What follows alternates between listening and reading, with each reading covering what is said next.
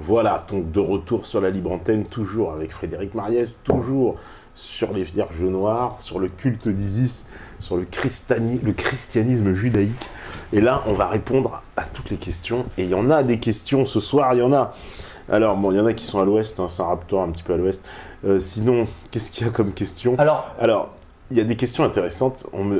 Alors, il y a quelque chose que tu voulais préciser en avant-propos un petit peu en fait, je vais essayer de répondre très rapidement parce qu'il y a 3 tonnes de questions. Voilà. Alors, les pyramides ont-elles un lien avec le matriarcat ?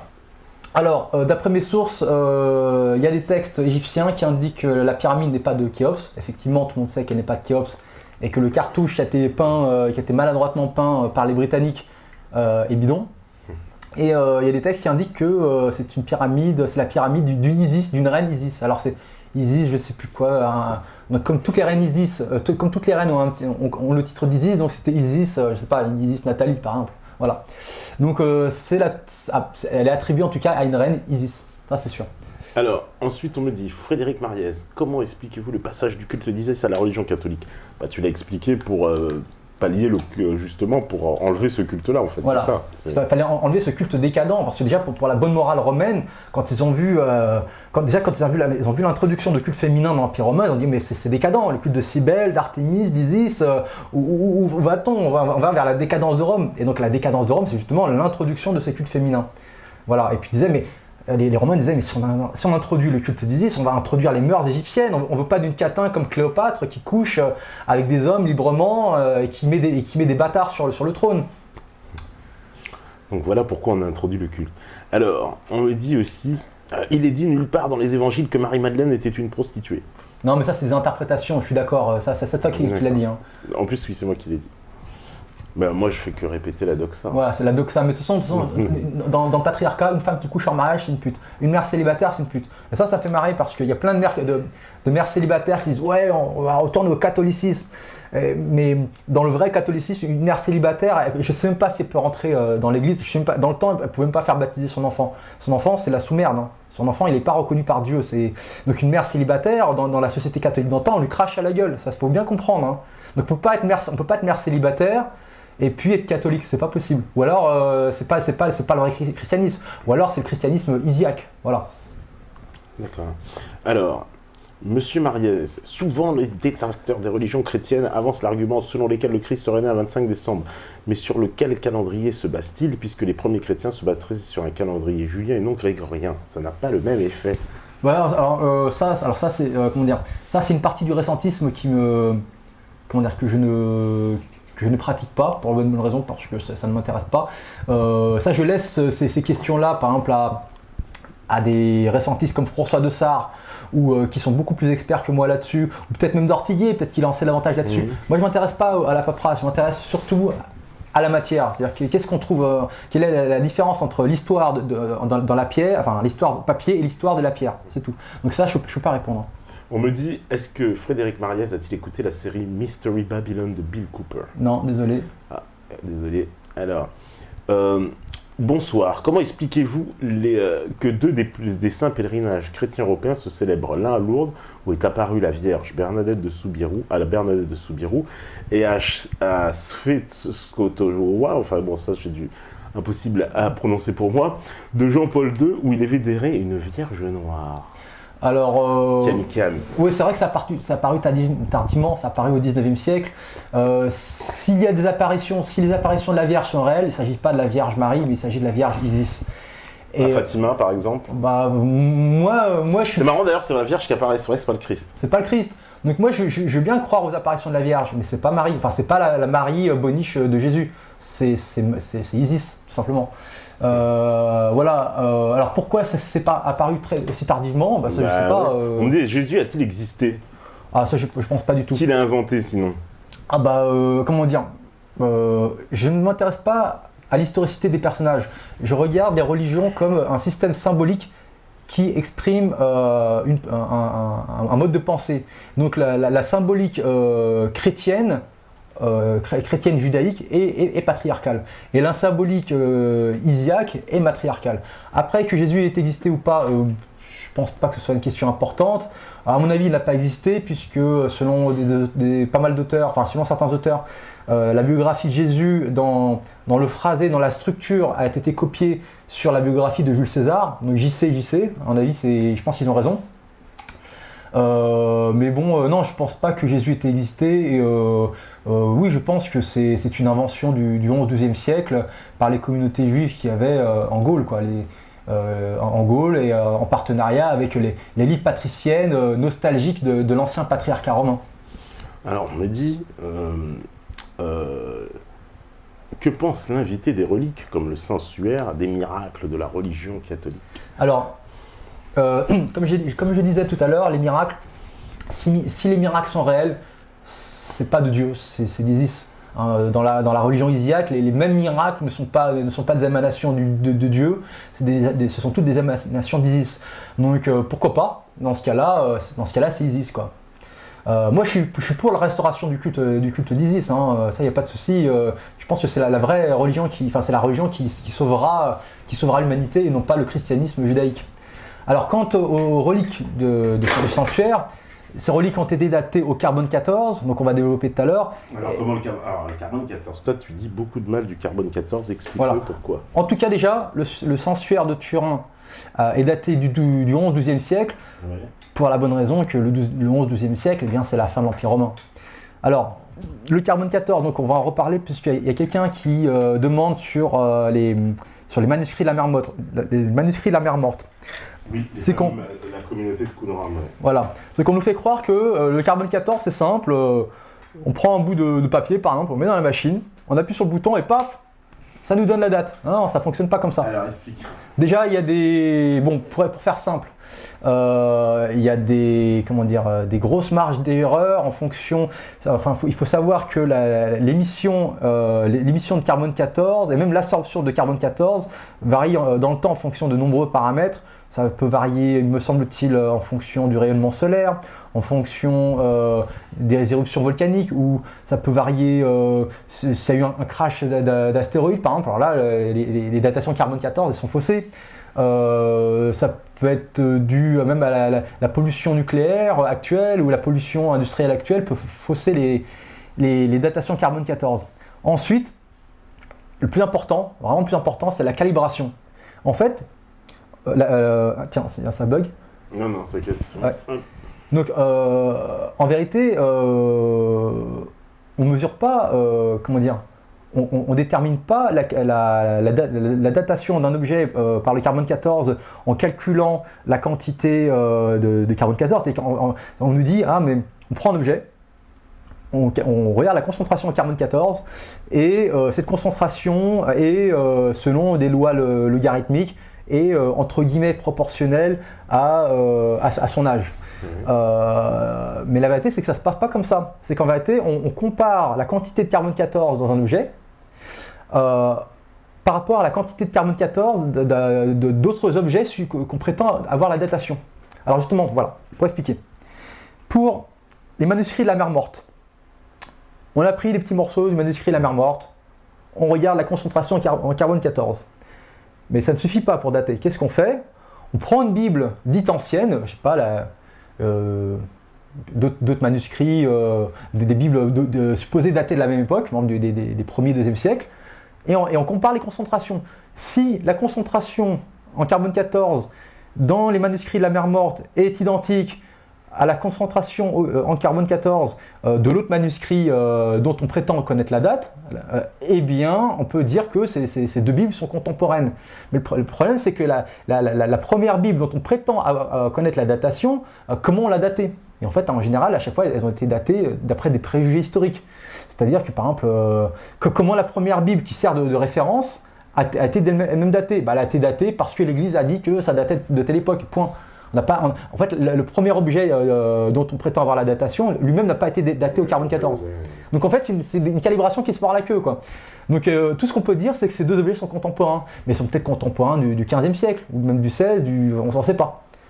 Donc voilà. Ouais, donc déjà, problème dans la datation, déjà dans le mode de calcul, quoi, au carbone 14. Alors, Qu'est-ce qu'on me dit encore? Les datations faites par les historiens sur les grands monuments, tels que la forteresse des croisés, les monastères, les cathédrales, sont-elles valables aux yeux de l'invité?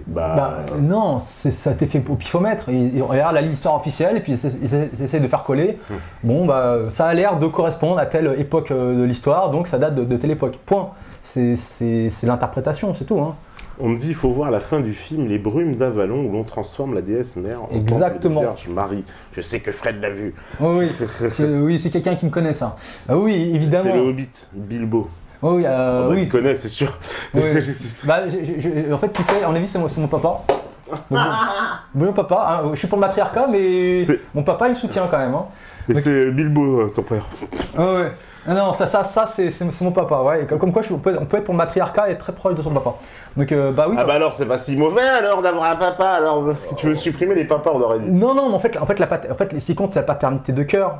Parce que là, comment dire. Ouais, mais si tu fais un môme et que c'est ton môme, alors le père, il a plus de droit de reconnaissance sur le môme, le problème, c'est qu'on peut pas faire de double filiation, ça n'existe nulle part. Donc le seul môme que je pourrais élever, c'est les mômes de ma sœur, mais encore faudrait-il avoir une sœur si j'ai pas de sœur. Ou les mômes de ton clan. Alors justement, le donnant, il disait il y a une question, quelle alternative au mariage? Quelle alternative au mariage? On fait quoi? Le mariage, il est en train de disparaître, hein. Vous pouvez le voir partout, vous pouvez aller même en Russie, hein. Ceux qui cherchent des femmes en Russie, regardez là-bas, c'est fini. Hein. Il y a peut-être un petit retour du mariage, mais non, mais globalement... Même les pays catholiques, il y en a qui disent oui, la foi catholique va restaurer le mariage. Non, vous allez en Italie, vous allez en Espagne, la démographie, j'ai envie de pleurer quoi. Donc l'alternative au mariage, c'est quoi?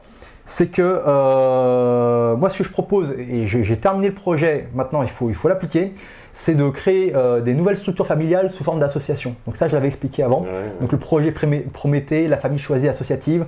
C'est-à-dire que ce qui remplacera le contrat de mariage, ça sera un contrat associatif. Et en fait, ta famille, ça sera tous les membres de l'association. Voilà, c'est-à-dire que tu mets qui tu veux dans ton assoce, mais on est lié par un contrat à peu près identique à celui du mariage, sauf qu'il n'y a pas de clause sexuelle. Et donc c'est un mariage étendu où on se doit solidarité et on met des richesses en commun. Et donc c'est ce noyau de richesses mis en commun, c'est ça qui va faire qu'on va s'entraider. Donc là, je pourrais faire une émission, si tu me réinvites, là-dessus pour développer, parce qu'il n'y a pas d'autre solution pour que nous on ait un avenir démographique que cela, à moins de se convertir à l'islam. Et encore, même l'islam va se casser la gueule en France du fait de l'émancipation des femmes.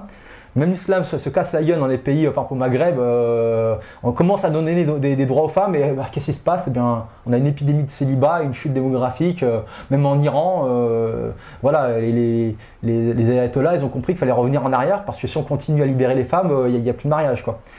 Donc l'idée, voilà, donc c'est de créer des structures familiales sous forme d'association. Et donc toi, t'es pas...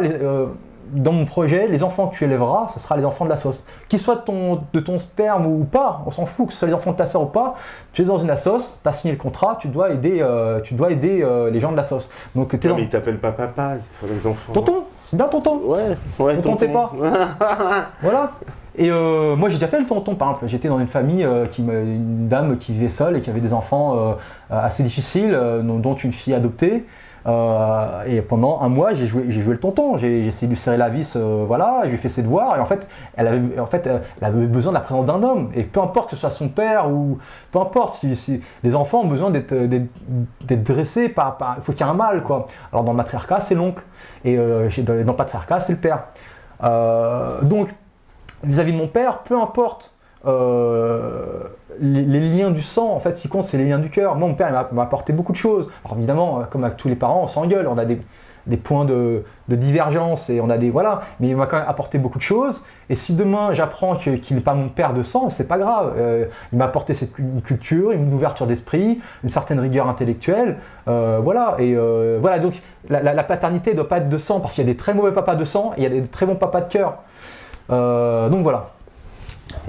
Alors, on me dit qui a falsifié l'histoire? Comme je vous l'ai dit, donc c'est la caste patricienne romaine survivante avec l'aide de communautés judaïques. Alors pourquoi j'affirme cela? Parce que de fait théologiquement, le christianisme et la judaïsation du culte d'Isis et d'Osiris. Donc Jésus, fils de lignée davidique, fils de Dieu, etc., avec toute la promesse d'Abraham, et voilà. Et voilà, alors parmi les grands acteurs de la falsification de l'histoire, ça a été les jésuites à partir du XVIe siècle. C'est-à-dire que, alors bon, je ne suis pas très expert dans le complot jésuite, mais ce qu'on sait de fait, c'est que de grands falsificateurs de l'histoire, par exemple, sont... Il y a le jésuite Denis Pétot, par exemple. Enfin, bon, ça sera développé par Dortiguier, vous lui demandez, vous parlez de la falsification des jésuites, de l'histoire par les jésuites, il connaît très bien. Mais en tout cas, par rapport aux chronologies étrangères, parce qu'il y en a qui me disent « Ah, mais comment ça se fait que les chronologies étrangères corroborent la chronologie vaticane ?» Alors déjà, il faut vérifier si vraiment les chronologies étrangères corroborent la chronologie vaticane, d'une part. Et d'autre part, il faut savoir qu'au XVIe siècle, l'ordre jésuite a envoyé des missionnaires partout à travers le monde. Si on nous dit « Ah, mais il y a partout sur Terre, il y a des juifs », c'est pas vrai, partout sur Terre, il n'y a pas des juifs. Par contre, partout sur Terre, il y a des jésuites, même dans le fin fond du village, même dans ton village de ton clan, là, je peux te garantir qu'un jésuite est passé, quoi. Donc, les jésuites sont allés partout, aux quatre coins du monde, pour convertir au patriarcat notamment. Hein. On voit par exemple quand ils sont allés au Québec, ils ont vu des tas de tribus matriarcales amérindiennes et ils les ont convertis aux bonnes mœurs de la civilisation chrétienne. Et puis en même temps, ils ont ramené au Vatican les chroniques du monde entier. Ça, j'invente pas, c'est l'histoire officielle. Donc les chroniques chinoises, japonaises, indiennes, etc., qui ne sont pas des chroniques basées sur la même chronologie que nous. C'est-à-dire que nous, grâce à Rome, on a inventé la chronologie à partir d'un point zéro absolu. Alors que les chronologies étrangères, c'est pas comme ça. Par exemple, les chronologies chinoises, c'est des chronologies en ère de règne. On va parler de l'an 3 du règne de tel roi. Mais il ne va pas y avoir de date absolue. Maintenant, comment placer ces chronologies, ces chroniques les unes par rapport aux autres sur un axe unique? Ça a été le travail des jésuites. Et un travail non sans risque de falsification. Donc pareil, dans l'histoire chinoise, il y a beaucoup de parties qui sont à mon avis fictives, beaucoup de copier-coller, et puis même archéologiquement, il y a plein de périodes de l'histoire de la Chine où il n'y a rien. Alors, on va voir par exemple l'époque des Tang, qui est supposée contemporaine de l'époque de Charlemagne. Alors de Charlemagne, on n'a rien, de la civilisation carolingienne, on n'a rien, et le peu qu'on a, c'est du romain. Parce que la vérité, c'est que ce qu'on appelle des tombes carolingiennes sont en fait des tombes franques de citoyens romains. C'est ça la vérité. C'est-à-dire que la population dite carolingienne et mérovingienne, ce sont en fait des citoyens romains. Et donc on n'a quasiment rien de la civilisation carolingienne. Par contre, la civilisation des Tang, qui est supposée être contemporaine, là, on a à foison des artefacts archéologiques, des peintures, des sculptures, tout ce que tu veux. Et puis tu as des périodes, alors je ne sais plus quelle dynastie, il n'y a plus rien. Il y a juste du papier. Voilà.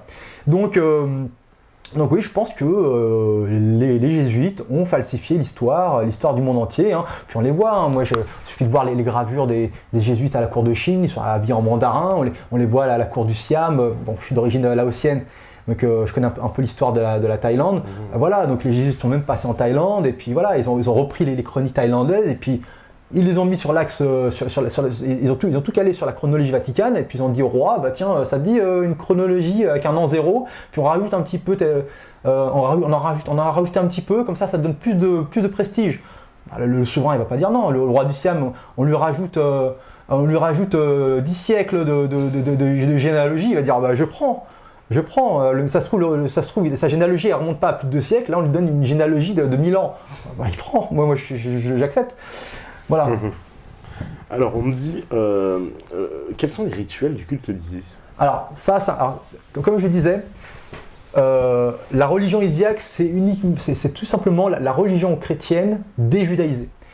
Donc, par exemple, il suffit d'enlever tous les éléments judaïques du christianisme pour obtenir la religion isiaque. Alors par exemple la scène, Jésus partage le pain et le vin. Alors il partage le pain et mangez, ceci est mon corps, buvez, ceci est mon sang. Alors je remets en lien avec le culte d'Isis et d'Osiris. Ah oui, Jésus il a raison, manger ceci est le corps du Christ. Mais le Christ dans la religion osirienne, c'est Osiris. C'est Osiris qui a été démembré en 14 morceaux par son frère Seth. Ouais. Voilà. Donc en fait, quand on dit manger ceci est mon corps, c'est pas le corps du Christ Jésus, c'est le corps du Christ Osiris. Par contre, buvez ceci est mon sang. Ce sont des monstrues, tu vas pas nous dire un truc dégueulasse comme ça. Ah, et pourquoi le pouvoir d'Isis le pouvoir d'Isis découle des menstrues. D'ailleurs, l'un des symboles d'Isis, c'est une amulette qui s'appelle Tiet, qui ressemble un peu à la croix Ankh. La croix Ankh, bon, je pourrais développer plus tard, mais la croix donc avec la boucle, la croix avec la boucle là, est probablement une stylisation d'un utérus. Mais bon, en tout cas, le Tiet, ça ressemble à un ankh, mais avec les anses allongées vers le bas. Et donc, le pouvoir de résurrection d'Isis vient de ce symbole Tiet, qui est les menstrues. Donc, buvez ceci mon sang, souvent on voit la Vierge Marie. Alors, la Vierge Marie avec sa couronne avec ses rayons laser, flashy et tout, enfin la déesse Marie, et on la voit avec le calice, qui est en fait le Saint Graal. Le calice, c'est le Saint Graal. Et le sang de la vie et la résurrection, c'est les menstrues d'Isis, tout simplement. Et pour preuve, c'est que quand on remonte dans la mythologie sumérienne, il y a ce qu'on appelle le mythe d'Etana. Le mythe d'Etana, qui est avant l'épopée de Gilgamesh, qui explique clairement l'avènement du patriarcat, où l'un des premiers rois de l'humanité, pour avoir le pouvoir de procréation, pour accaparer le pouvoir de procréation des femmes vers les hommes, c'est-à-dire qu'il faut pour que les hommes puissent procréer sans les femmes, entre guillemets, et il monte en haut de l'arbre cosmique au sommet duquel il y a une déesse mère, donc la déesse Inanna, et il lui pique, il lui vole sa coupe. Et en fait, il boit le breuvage de la vie, qui contient le breuvage qui contient le secret de la vie, qui est le secret de la vie Inanna. Et donc à partir du moment où il a bu dans la coupe de vie, il peut procréer. Enfin, les hommes peuvent procréer. Et donc c'est le début du patriarcat. Donc c'est bien la preuve que la coupe, le Saint Graal, et donc le calice, où on voit la Vierge Marie qui tient le calice avec le Saint-Esprit, etc., c'est le Saint Graal qui est en fait l'utérus qui contient le sang, non pas de Christ, mais le sang des menstrues. Voilà, donc buvez ceci est mon sang, buvez les sangs de... C'est un peu dégueulasse ton truc. Buvez le sang des menstrues de la Vierge. Bon bah écoutez, alors, on vous dit quoi encore? Alors, pour commencer, très bonne émission, merci à vous deux. Je voudrais savoir comment dater notre histoire du coup. Nous sommes en quelle année? Et avons-nous une trace d'une civilisation disparue aux technologies avancées? Alors, pour les technologies avancées, ça je m'en occupe pas. C'est un sujet très passionnant, mais il y a d'autres auteurs qui s'en occupent bien avant moi. Il y a des tas de bouquins qui ont été écrits. Il y a un certain Damien là qui passait à Top Secret. Ah oui, on est en contact. Ça, c'est leur boulot. C'est très intéressant, mais c'est pas mon sujet. Et après, on demande, alors on est dans quelle date? Alors, en quelle date? Alors, vu qu'il y a 800 ans, à peu près 800 ans d'histoire fictive, donc qui comprend les Mérovingiens, les Carolingiens et jusqu'aux croisades, enfin, il y a entre 800 et 900 ans fictifs. Donc déjà, alors on va dire 800 ans, allez, adjugé vendu. Donc on n'est pas en 2000. On est en 1200 alors. On est en 1215. 1215. Voilà. Mais sachant qu'on se réfère par rapport à l'ère chrétienne, donc 1215, à partir de la naissance de Jésus, mais en vérité, le christianisme a été inventé au XIIe siècle, donc allez, on va dire 1150, allez, on va dire 1200 pour arrondir, hein. Moi je dirais 1150. Donc le christianisme est apparu en 1200, enfin le christianisme judaïque, donc on est en l'an 800 de l'ère chrétienne. Voilà, et puis l'ère islamique aussi, hein, pour son avis, c'est aussi pipeau l'un que l'autre. Ah bon, ça fera plaisir, comme ça c'est chacun quoi. Voilà. Tu te fâches avec tout le monde, hein, comme ça t'es tranquille. Je sais que vous allez m'aimer. Voilà, tu vas te fâcher avec tout le monde, c'est très bien. Tant qu'il n'y a pas une fatwa de mort, c'est bon. Alors, on me dit d'où viennent toutes tes informations, que l'invité avance. Hein, ils veulent toujours des sources et des machins. Alors, cites-en quelques-unes. Mes sources, je n'ai rien avancé d'extraordinaire. Tout ce que j'ai affirmé, ce sont des informations basiques. Simplement, je les recoupe entre elles. Et puis, je fais des déductions par moi-même. Par exemple, dire qu'il n'y a pas d'artefacts archéologiques entre 400 et 1200, c'est un fait. Je reprends le gag de Charlemagne. Charlemagne, le palais de Charlemagne qui est en fait un palais romain. Donc on nous dit que Charlemagne sait bâtir des palais romains, mais c'est pas bâtir des fortifications romaines. On nous dit, alors j'imagine le palais de Charlemagne à l'époque, avec la chapelle. Donc un super palais impérial romain, mais entouré par des palissades en bois. Parce qu'on nous dit que Charlemagne fabriquait des palissades en bois, les mottes castrales. Donc le mec il sait même pas faire des châteaux en pierre. Donc il faut attendre 200, 300 ans après pour qu'on retrouve aussi la technologie des fortifications. Donc bref, c'est simple, il n'y a pas de source, mais la source c'est des informations de tout ce qu'il y a de plus basique. Et ensuite c'est ma réflexion, c'est un constat que les pièces du haut Moyen-Âge soient pourries et indignes des monnaies antiques, c'est un fait. Allez voir un numismate et vous verrez. qui n'ait pas de vestiges byzantins ou des armes byzantines, c'est un fait. Je vous défie de trouver une épée byzantine. Il n'y en a pas. Hein, même dans la prise de Constantinople, c'est quand même 1453, donc c'est quasiment la Renaissance, qu'on n'ait même pas un canon byzantin ou une arme, je sais pas, moi je serais Mehmet II. Alors il l'a pris contre qui Ah bah des Romains. Ah, des Romains? Bah ouais.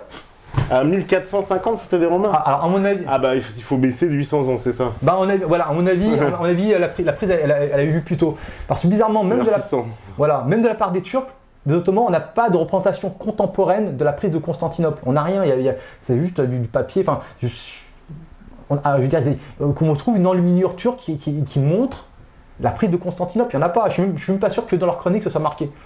Par contre, c'est important, non? En tout cas, je sais pas, moi je serais Mehmet II, j'aurais au moins conservé des canons, des casques, ou même l'empereur Constantin IX qui l'a soi-disant vaincu, bah je sais pas, moi je prends son armure, je sais pas, c'est quand même un trophée de guerre, il y a rien. Et même, alors d'après, alors je sais plus si c'est les chroniques occidentales ou ottomanes, mais la ville était déserte en fait, elle était quasi déserte. Il n'y avait personne en fait. En fait, les Ottomans sont arrivés, il y a eu 10 pèlerins qui se sont défendus comme ils pouvaient, et puis voilà quoi. Pourquoi il y avait personne? Pourquoi il y avait personne? Parce qu'il y a eu une grande catastrophe juste avant. Et archéologiquement, on sait que Constantinople a été ravagée par des tsunamis et des séismes. Ça, personne ne peut le nier, quoi. C'est n'importe quel archéologue peut le considérer. D'accord. Bon, alors, on me dit, par exemple aussi, pourquoi ne pas imaginer la voie du juste milieu entre patriarcat et matriarcat? Pourquoi vouloir choisir l'un ou l'autre? Alors, encore une fois, la définition du matriarcat et du patriarcat, c'est pas pouvoir aux femmes, pouvoir aux hommes, c'est droit maternel ou droit paternel. Et le problème, c'est que voilà, l'enfant, on peut pas le couper en deux. L'enfant, il peut pas y avoir d'égalité des droits entre le père et la mère. C'est pas vrai. Là, en ce moment, là, il y a les papas sur les grues qui disent égalité des droits. Ce n'est pas possible, ça n'existe nulle part. Chez les Pounous, traditionnellement, c'est à la mère. Voilà, en cas de séparation, le père, il a l'accès yeux pour pleurer. Et dans le patriarcat, c'est l'inverse. Hein, on le voit dans le droit familial des sociétés islamiques, que ce soit au Maroc ou au Pakistan. En cas de divorce, en cas de séparation, si l'enfant est assez âgé, le père garde l'enfant et il dégage la mère. Et la mère, elle a l'accès yeux pour pleurer. Et c'était pareil en France, il n'y a pas si longtemps que ça. Mais que l'enfant soit sous l'autorité légale, soit affilié et au père et à la mère, ça n'existe nulle part. Ou à la limite, ce qui existe, par contre, c'est donc des sociétés semi-patriarcales, semi-matriarcales, où on répartit, où les parents se partagent les enfants à la séparation. Donc, par exemple, le père garde les garçons, ou la mère les filles, ou vice-versa, la mère garde les fils, et le père garde les filles. Ou alors on fait plouf-plouf, ou alors on fait les enfants père et impair. Par exemple, au Siam, donc l'ancien royaume de Thaïlande, c'était au mari les enfants père, les enfants impairs, et à la femme les enfants impairs. Comptez sur quoi? Comment dire, il y a 3 enfants, il y a 4 enfants, le premier va au père, le deuxième à la mère, et ainsi de suite. D'accord. Tac, tac, voilà. Mais que l'enfant revienne et au père et à la mère, ça n'existe nulle part. Et là c'est maintenu exprès, hein, parce que les juristes, les législateurs connaissent l'histoire du droit familial, ils savent que ça n'existe pas, la double autorité parentale. Donc c'est voulu par nos élites, pour semer la discorde, et puis pour qu'on arrête de se reproduire. Parce que le projet, c'est qu'on finisse tous seuls, chacun dans nos studios, sans descendance, et à passer Noël avec les associations caritatives. Voilà. Alors, on me dit, que pense-t-il de Israël, Is-Israël, Islam, Isis-Lam? C'est vrai qu'on retrouve la racine... Je ne sais pas, j'ai pas encore trouvé d'éléments assez pertinents. C'est une piste, mais pour l'instant j'ai pas trouvé grand chose. Je peux juste dire que voilà, dans la mythologie égyptienne, Isis est entre guillemets l'épouse d'Osiris, mais Osiris c'est son frère. Alors certes, il n'y a pas eu de relation sexuelle, c'est une fécondation virginale par l'opération du Saint-Esprit où Isis se transforme en oiseau. Et où elle se fait féconder par le phallus d'argile d'Osiris, c'est-à-dire qu'en fait, Isis remembre Osiris, mais il manque le phallus, il a été mangé par un poisson. Mais j'ai entendu dire, de la part d'autres auteurs, qu'il y a eu une version antérieure à ce culte-là, à cette version mythologique-là, où en fait Isis n'a pas été fécondée par Osiris, par son frère Osiris, mais elle a été fécondée par Ra, le soleil. Et ça, c'est très matriarcal. C'est-à-dire que dans le matriarcat, les femmes sont fécondées par la nature, par les vagues, par le vent, par le chant d'un oiseau. Et c'est vrai qu'il y a aussi une relation, je ne sais pas si tu as déjà entendu cette version, entre Isis et Suisse. Ah oui, en fait, ce genre Suisse, j'entends. Voilà. Ce genre d'étymologie, il y en a dans tous les noms, dans tous les noms des anciennes provinces de l'Empire romain, tout simplement. Donc on peut en trouver des villes mythologiques comme Is à Douarnenez, enfin à Douarnenez, comment dire, je ne sais plus, bref, en Bretagne. Voilà, beaucoup pensent que c'est la ville d'Isis, quoi. Donc le culte d'Isis a été donc, très répandu et dominant dans tout l'Empire romain. Il y a eu des temples d'Isis partout, donc c'est normal qu'on ait donné des noms en l'honneur d'Isis un peu partout. Et aussi, alors, en lien avec les autres cultes matriarcaux, l'auteur Apulée, alors je crois que c'est un auteur, je ne sais plus si c'est un auteur grec ou romain, plutôt grec, disait que Isis avait 10 000 noms, et que tous les peuples de la Terre vénéraient Isis sous une forme ou sous une autre. Et en fait, il fait référence tout simplement aux cultes matriarcaux qu'il y a partout à travers le monde. Là, on a 36 déesses Isis, donc Isis Cybèle, Isis Artémis, chez les Mosos, ça va être Guimou, donc voilà. Alors, donc, il y a encore des questions. Alors, on me dit quelles sont les grandes femmes qui ont régné. Bon, ça, c'est un peu... Bon, alors encore une fois, il y a des pharaons qui ont régné très célèbres comme Hatshepsut ou Nefertiti, etc. Mais encore une fois, le pouvoir réel, ce n'est pas le poste. Hein. Le pouvoir réel, c'est la propriété. Qui est propriétaire? Donc, alors. C'est elle les propriétaires pour le coup là. A priori, je ne sais pas, pour l'Égypte, je n'ai pas beaucoup d'informations sur l'accès à la propriété des femmes. Mais si je compare aux sociétés matrilinéaires qu'il y a dans le reste de l'Afrique, oui, par exemple chez Touareg, tout appartient à la femme. On me demande si Israël est une société matriarcale ou patriarcale. Alors, justement, on dit « Ah, mais les Juifs, ils vivent en matriarcat. » Non. Alors, chez les Juifs, effectivement, pour des raisons pratiques, et selon pas mal de rabbins, à l'époque des pogroms, où il y avait beaucoup de viols, etc., pour garder les enfants issus des viols dans la communauté judaïque, on a estimé que la filiation religieuse se faisait par la mère. Mais fondamentalement, le judaïsme est une religion ultra-patriarcale parce que tout écart au mariage est puni de mort. Hein. Une fille qui n'est pas vierge au mariage, dans l'Ancien Testament, on la tue. Voilà, donc même Jésus a sauvé une femme de la lapidation parce qu'elle avait commis l'adultère. Et on parle bien des patriarches, de la lignée des patriarches. Et quand Dieu ordonne à Abraham de circoncire son fils, il dit bien que c'est pour marquer sa lignée et donc la lignée paternelle, quoi. En fait, la circoncision, c'est une reconnaissance de paternité. Comment dire, la circoncision, ça sert à affirmer l'autorité paternelle sur l'enfant. C'est-à-dire que lors de l'avènement du patriarcat, l'enfant appartenait encore à la famille de la mère. Donc le père et la mère se sont battus pour la garde de l'enfant. Et le père, pour affirmer son autorité, a dit bah, « c'est mon enfant, je le tue. La preuve, je le tue, j'en fais ce que je veux. » Et donc à un moment, il a attesté que dans la haute antiquité, on a instauré le sacrifice du premier-né.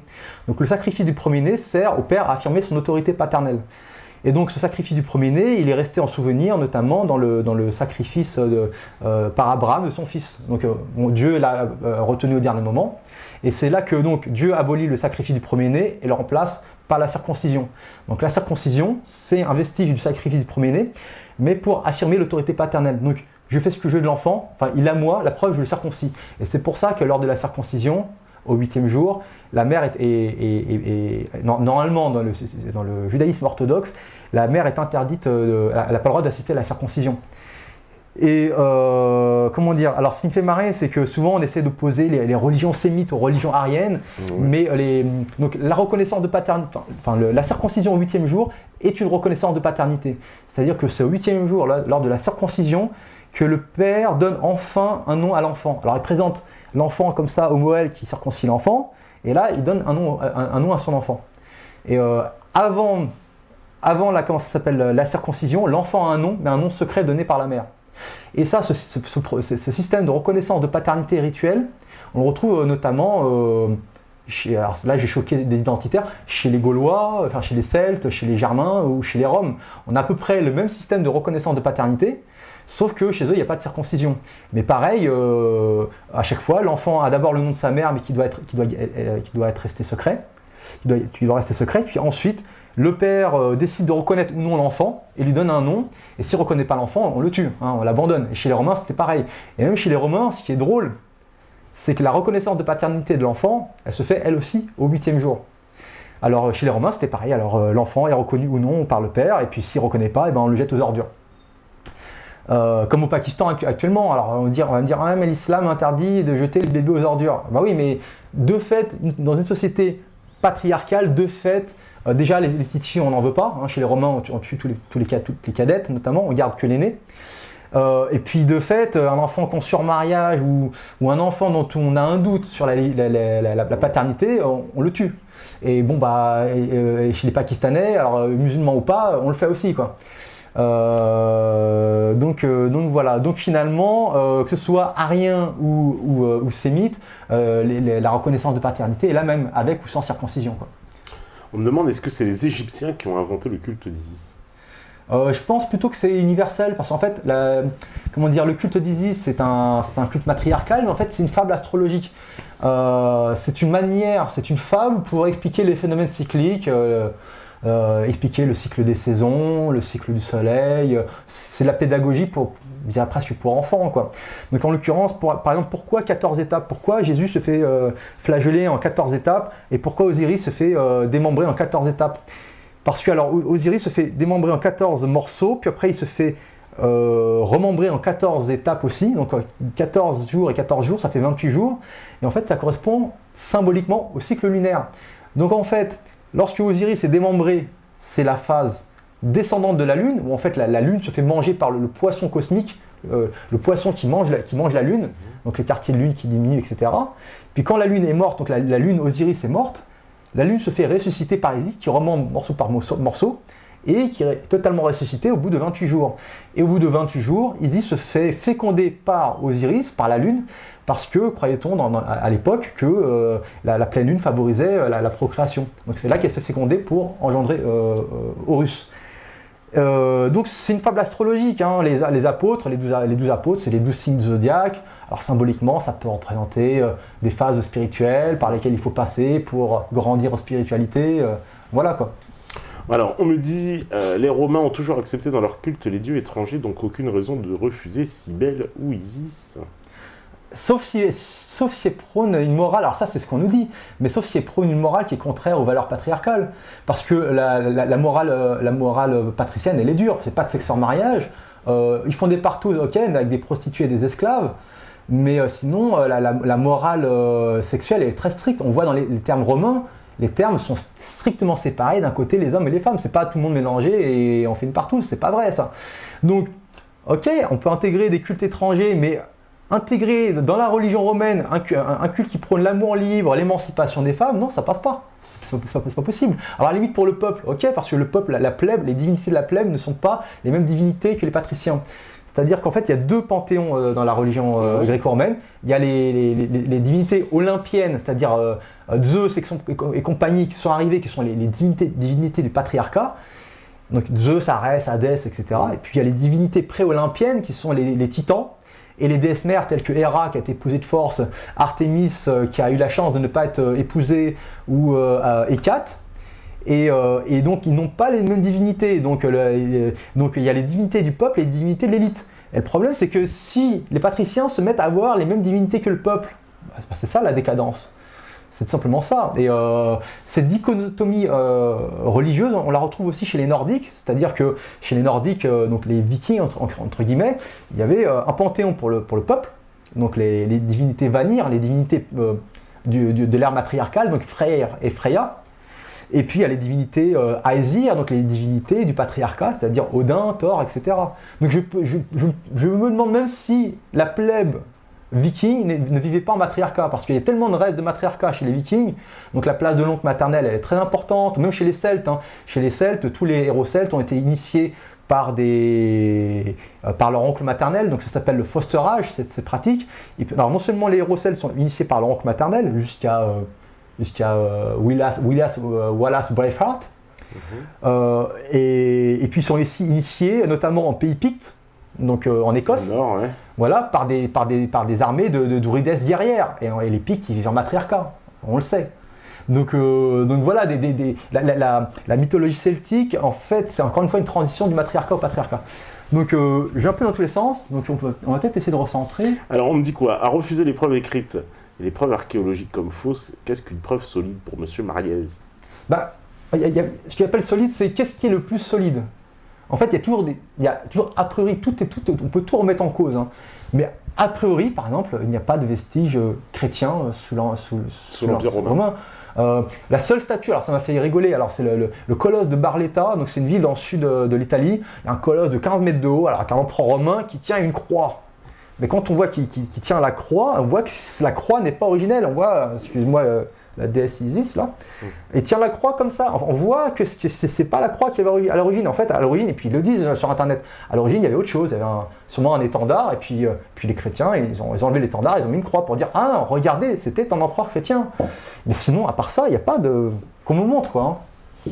Alors on me dit aussi que pense-t-il de l'évolution de la musique en Europe durant le Moyen-Âge? Je pense au chant grégorien, au Guido d'Arezzo. Ça, je ne suis pas expert là-dessus. Ça, faut demander à des gens. Encore une fois, tout ce qui est, on va dire, littéraire, faut demander à des gens comme d'Ortiguier ou d'autres encore. Il n'y a pas que lui. Hein.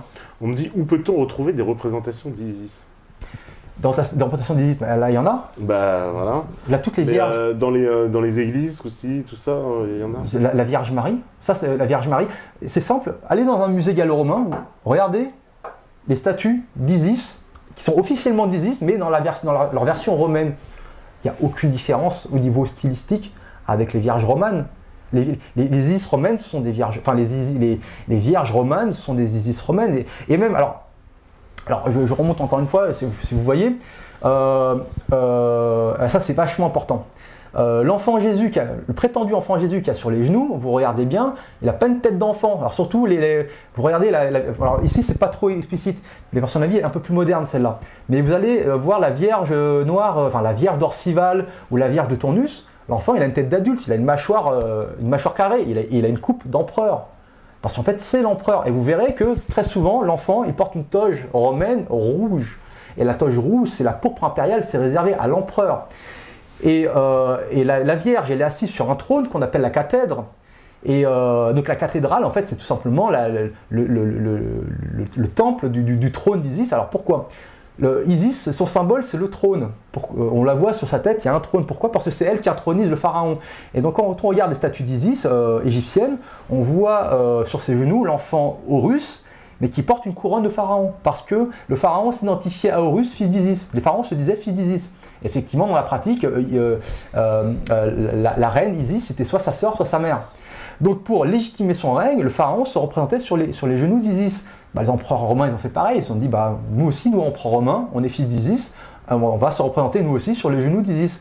Et donc l'empereur romain sur les genoux d'Isis, c'est ça, c'est la Vierge noire, tout simplement.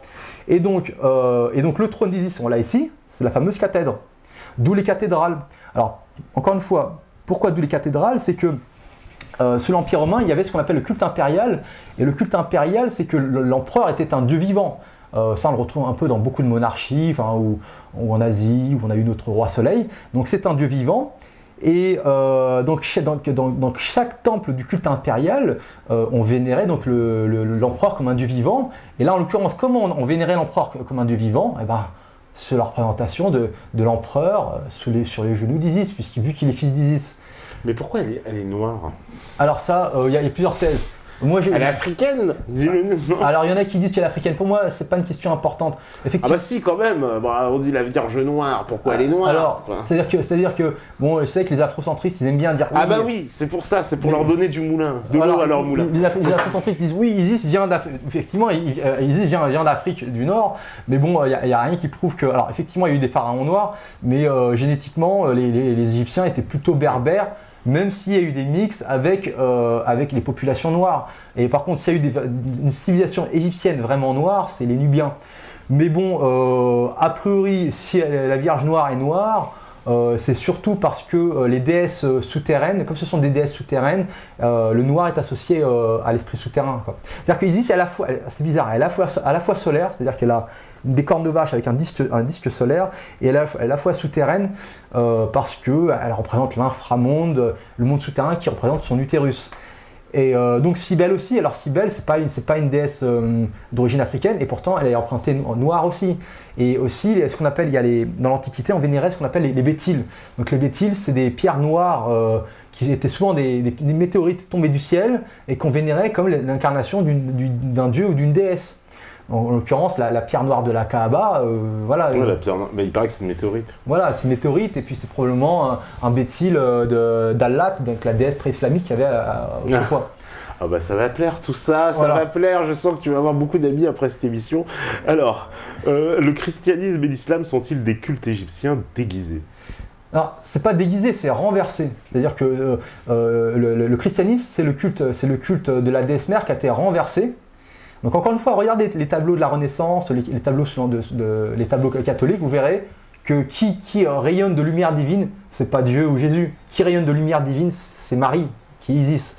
Et l'islam, pareil, bon, je connais pas, je sais qu'avant l'islam, enfin, j'ai détaillé un article là-dessus, à la Mecque, on vénérait Allat, Manat, Uzza, et que la pierre noire de la Kaaba, c'est la pierre d'Allat.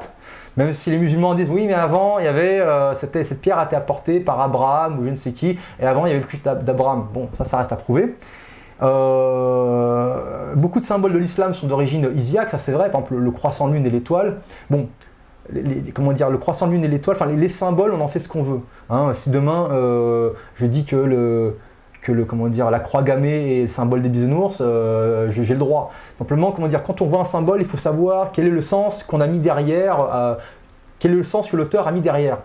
Et derrière le croissant et l'étoile islamique, c'est évidemment Isis ou Allat. D'accord, bon, voilà, ça va plaire tout ça, ça va plaire. Voilà. Même la couleur verte de l'islam, on la retrouve, vous allez à Chartres, ou même, non seulement à Chartres, mais à Saint-Victor, donc à Marseille, lorsqu'on promène la Vierge noire, on la promène dans un manteau vert, parce que le manteau vert, c'est la couleur de la vie. C'est à la fois la couleur d'Osiris qui est ouvert parce qu'il incarne la vie fécondante du Nil, mais c'était aussi souvent la couleur attribuée aux déesses, notamment Cybèle. Cybèle était parée de vert parce que c'est la couleur de la végétation. Donc le vert de l'islam, bah oui, c'est le vert de Cybèle, quoi, tout bonnement. C'est bien, alors on va prendre. Alors on me dit, est-il possible d'organiser un débat avec Laurent Glosy ? Je sais pas, pourquoi vous n'êtes pas d'accord avec Laurent Glosy ? Je connais pas très bien Laurent Glosy. D'accord. Vous déclarez que la Vierge Marie à Fatima est en fait Isis.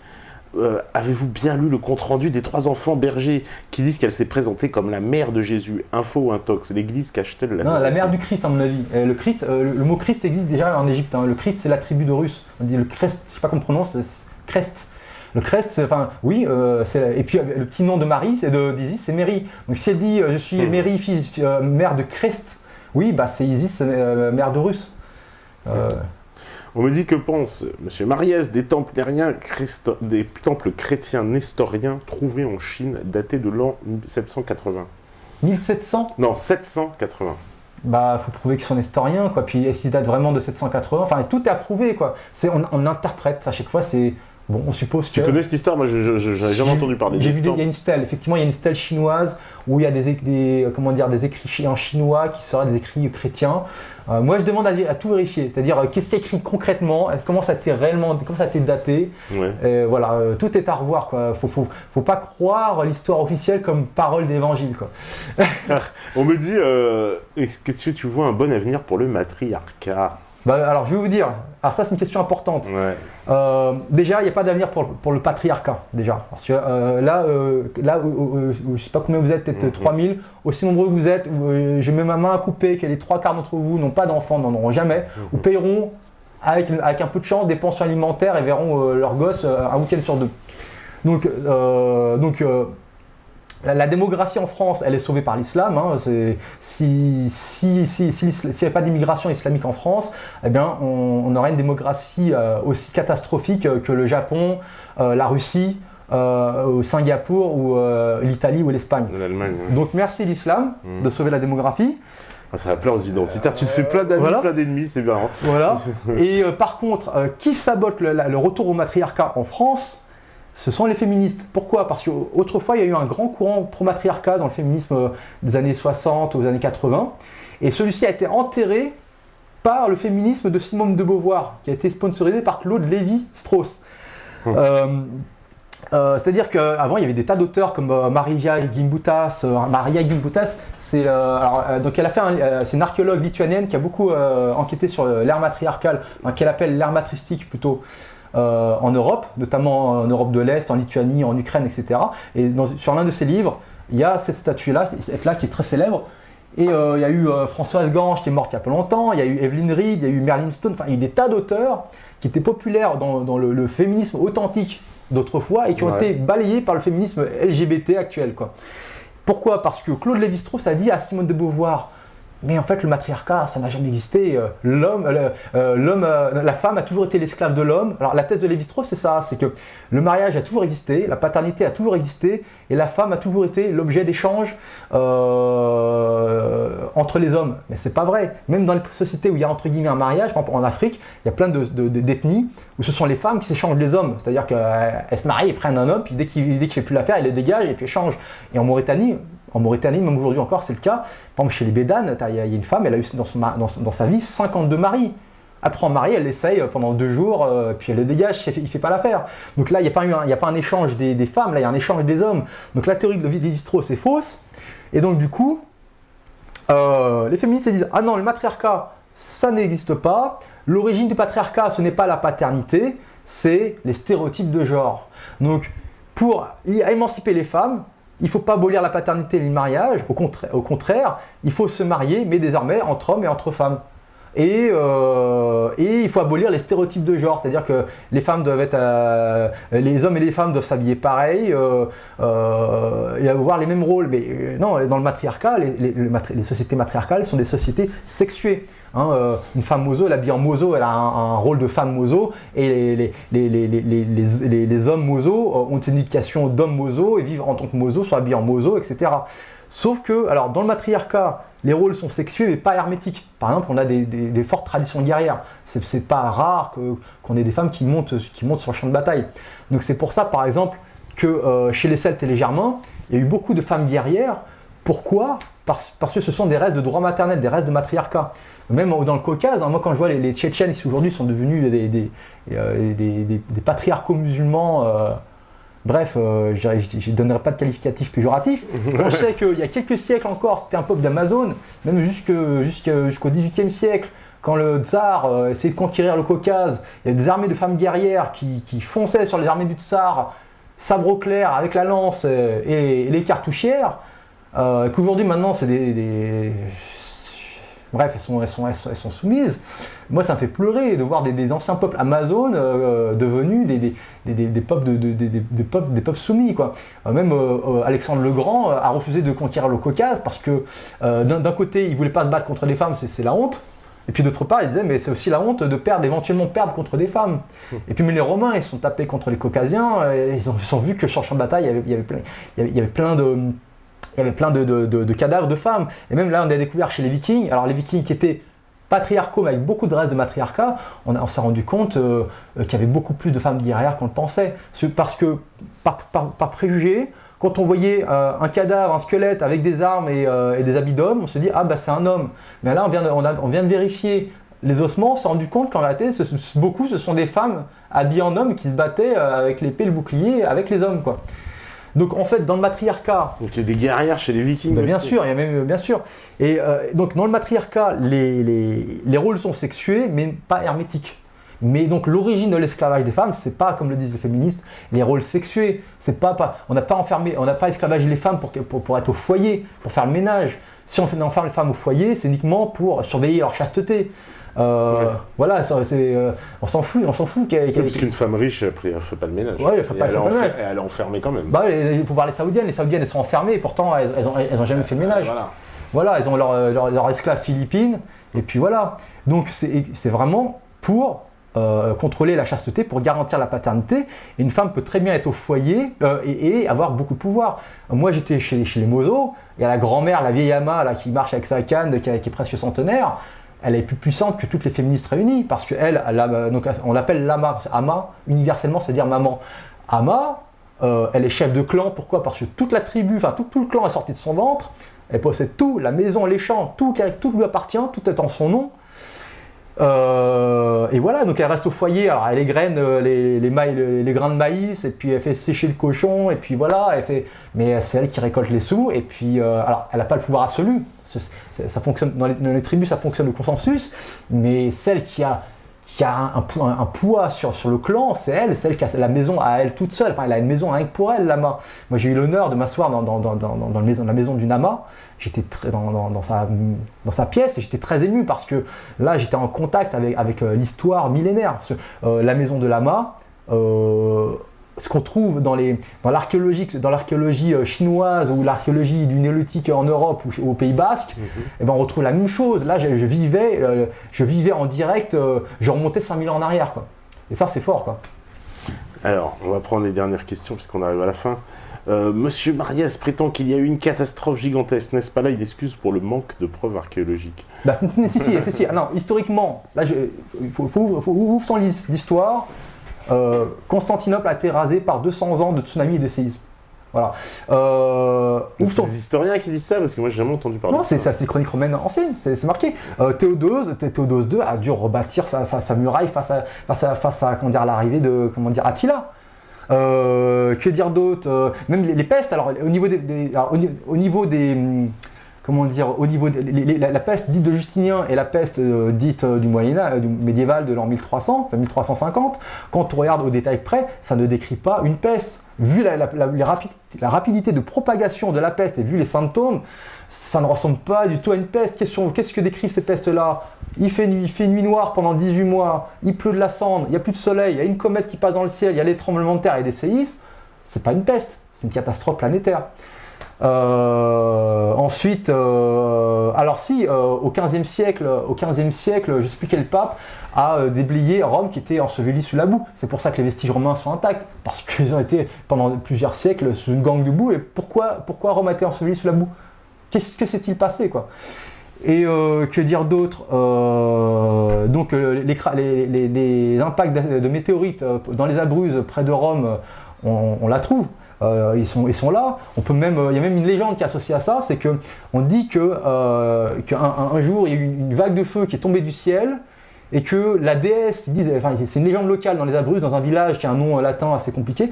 Ils disent que lorsque le feu est tombé du ciel, la déesse a poussé un cri d'agonie et dans les décombres et les cendres est sortie la Vierge Marie. En fait, ça décrit tout simplement qu'il y a eu une catastrophe planétaire et qu'avant cette catastrophe il y avait le culte de la déesse, donc Isis, et puis qu'après cette catastrophe, on est passé au culte de la Vierge Marie. Et ça, on voit sur les tombes coptes. Les coptes, c'est les chrétiens, les chrétiens d'Égypte, qui n'ont pas toujours été chrétiens. Alors, dans les tombes coptes païennes, on voit que, on voit Isis avec l'enfant heureux sur les genoux, avec la croix ancre. Et puis, quelques siècles après, on voit la même Isis. Sauf qu'ils disent, ah non, là, cette fois-ci, c'est pas Isis, c'est Marie. Donc Marie avec l'enfant Jésus, pareil, le même look. Et cette fois-ci, c'est plus des croix égyptiennes, c'est des croix chrétiennes. Et puis même les Coptes, ils mélangent les deux. Hein, et ils vont te représenter Jésus crucifié à la croix ancre. Et puis même sur les tombes, ils vont mélanger. Alors ils vont mettre une croix ancre dans une croix chrétienne, ou une croix chrétienne dans une croix ancre. Enfin, pour eux, la filiation, elle est claire et nette, quoi. Donc voilà, puis encore une fois, dans les chroniques du monde entier, alors ça je pourrais développer, je vais pas sortir les annales et vous réciter, mais dans les chroniques indonésiennes, chinoises, ou même, voilà, pourquoi l'Empire Khmer a disparu brutalement en 1300, pourquoi les Mayas ont disparu d'un seul coup en 1300, pourquoi la civilisation des tumulus dans la vallée du Mississippi a disparu aux alentours de 1300, parce que, il s'est passé quelque chose à l'échelle planétaire, voilà. Eh ben écoute, tout ça on verra, hein, à développer. En tout cas, merci à toi d'être venu. De rien. Hein, merci pour ces développements sur la Vierge Noire. Je crois que ça va faire couler encore de l'encre, hein, parce que là, Je sais très bien qu'ils sont partis. Merci à la régie, voilà, évidemment. Et merci à tous les métanautes connectés. Émilie, elle était déjà partie. Mais non, elle doit encore être là, pas loin. On lui fait un bisou. Patatrac, Thomas Choc, Sunzu, Lancé France, Sefi, bien sûr, Dialanké, Patriote, Viriato, Pierrot, Fange de Brie, le buraliste, Grégory Baptiste, Cam Cam, voilà, qui est-ce qu'il y a encore? Il y a Gauchangou, Valigomou, voilà, il y en a plein, vous êtes tous connectés, merci à vous, merci à toi. C'est moi qui te remercie. Hein. Écoute, pas de souci. En tout cas, nous, ça nous a fait plaisir de parler de ce sujet-là et je crois que eux, le débat va pas finir. Voilà. Ouais. En tout cas, merci et je ne vous dirai qu'une chose, si vous écoutez ce message, c'est que vous êtes la résistance. Ciao, ciao, ciao!